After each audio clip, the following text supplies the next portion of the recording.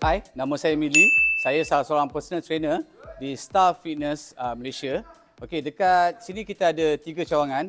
Salah satunya Sentro dan juga yang kedua dekat Subang dan kita ada satu lagi dekat Wangsa Maju.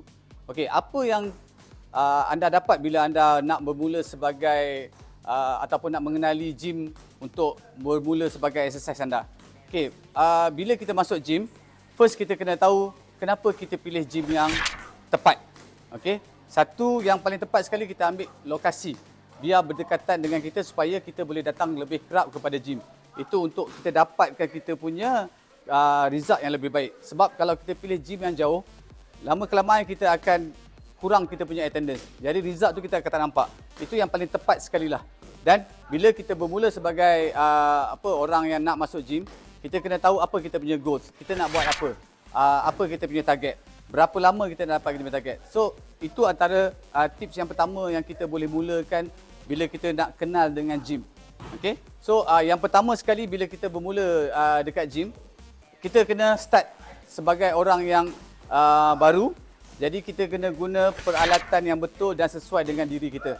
Kita kena tengok kondisi badan kita dan apa yang kita nak. Contoh, okay, yang pertama, kalau kita nak bermula hari ini, maksudnya malam kita kena tidur yang cukup. Okay? Makan kita kena betul. Jadi sebelum datang dekat gym, preparation untuk badan kita dah bermula daripada awal. Jadi bila kita sampai gym, kita lebih bersedialah. Dekat gym, kita boleh pecahkan kepada apa fungsi yang kita nak, target yang kita nak. So kalau dekat mesin, kita ada mesin yang cardio, yang itu lebih fokus kepada untuk pembakaran di dalam badan. So kita target, contohnya kita nak kuruskan, kita nak kurangkan kita punya berat badan. Jadi kita fokus pada mesin yang banyak movement, mesin yang bergerak, mesin yang kita boleh bakar lebih banyak lagi dalam badan kita punya kalori. So target kita untuk kita losekan kita punya weight kita. Okey, sebab kita badan besar kan, jadi kita nak kecilkan sikit.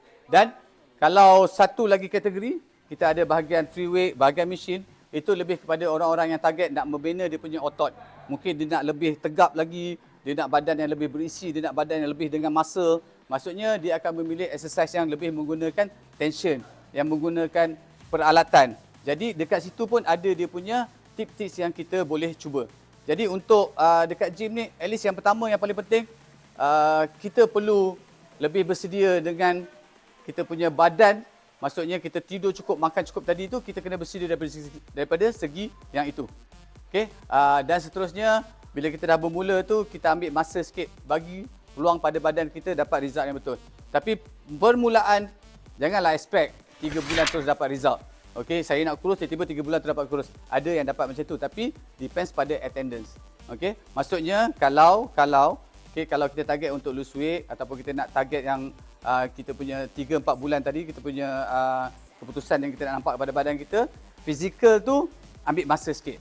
Okey, dalam 4 ke 5 bulan kita boleh nampak sedikit perubahan pada fizikal. Tapi perubahan yang pertama boleh rasa stamina, kita punya energi kita berubah, kita punya muka kita berubah, kita bangun pagi lebih rasa selesa, malam kita tidur lebih lenyak. Itu antara benda-benda yang pertama yang kita dapat rasa bila kita bermula dengan gym.